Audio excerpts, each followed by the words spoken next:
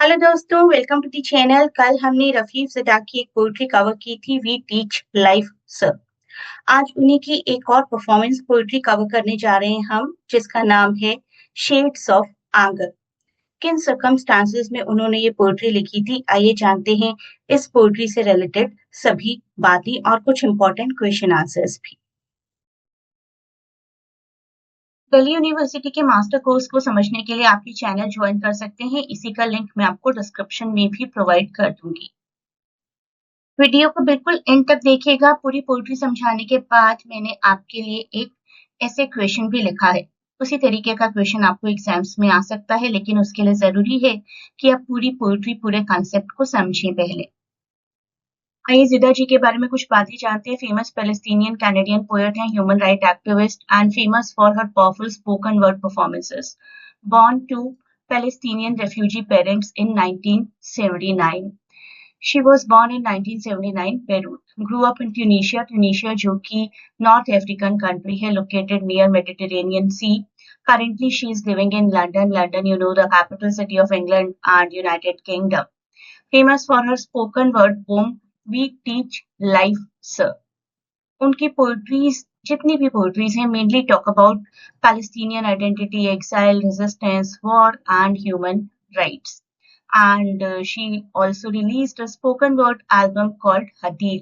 Hadil, which features her poetry, performance poetries. Shades of anger का background देखते हैं। एक क्रिटिकली एक्लेम्ड 2011 की स्पोकन पोएट्री है। स्पोकन पोएट्री क्या होती है, इसके बारे में हमने बात की ही थी। कहीं पर उस डायलॉग को बोला जाता है और फिर उसको पोएट्री की फॉर्म में रिप्रेजेंट किया जाता है।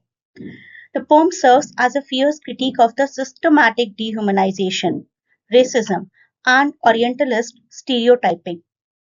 ओरिएंटल स्टीरियोटाइपिंग का मतलब होता है कि वेस्टर्न कंट्रीज ऐसा समझती हैं कि ईस्टर्न कंट्रीज अनसिविलाइज्ड हैं, simultaneously acting as an anthem of Palestinian resistance and decolonial agency.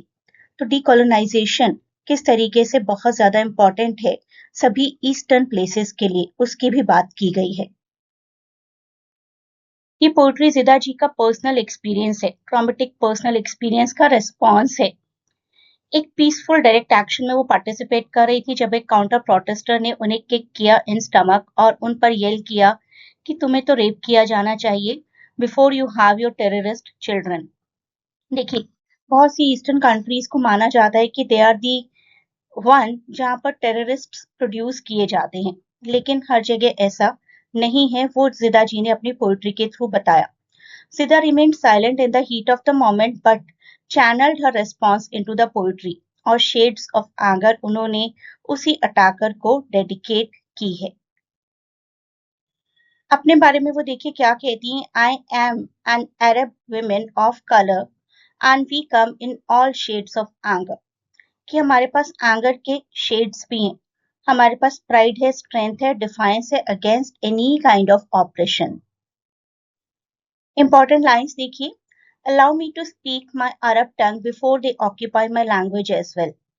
वो कहती हैं कि ये ऑपरेशन जितना चलता आ रहा है ना सालों से, उसने हमारे कल्चर आइडेंटिटी को डिस्ट्रॉय तो कर ही दिया, साथ ही साथ हमारी लैंग्वेज को भी डिस्ट्रॉय कर रहा है। इससे पहले कि लैंग्वेज खत्म हो जाए, मैं अरब लैंग्वेज में कुछ कहना चाहूंगी। Before they colonise her memory as well, मेरी मेमोरी को भी कॉलोनाइज कर लिया जाए, मेरे दिमाग को कॉलोनाइज कर लिया जाए, मेरी हिस्ट्री को, मेरे कल्चर को कॉलोनाइज कर लिया जाए, उससे पहले मैं कुछ कहना चाहूंगी। जैसे हमारे यहाँ पर दुर्गा माँ की इमेज होती है ना, कि कोई फीमेल भी स्ट्रांग नजर आती है, उसी तरीके से वो अपनी एक इमेज दिखा रही हैं। She will have a rock in one hand and a Palestinian flag in another.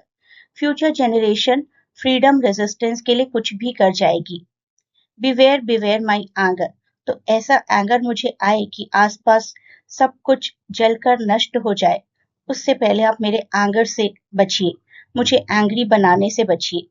The poem ends with a warning that oppressed people will continue to resist injustice with strength and determination.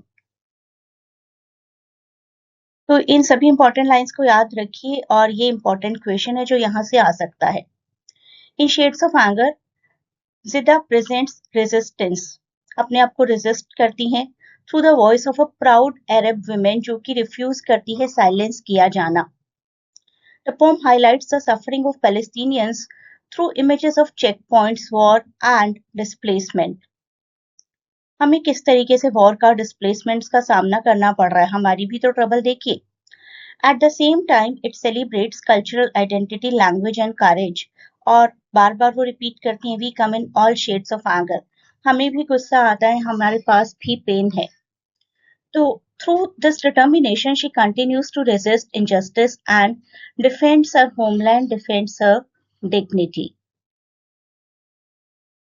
ये topic था आपके semester 2 के लिए. Semester 3 के batches भी मैं जल्दी ही शुरू करूंगी and you can connect with me through a telegram link. The link is given in description. A great good luck for your exams.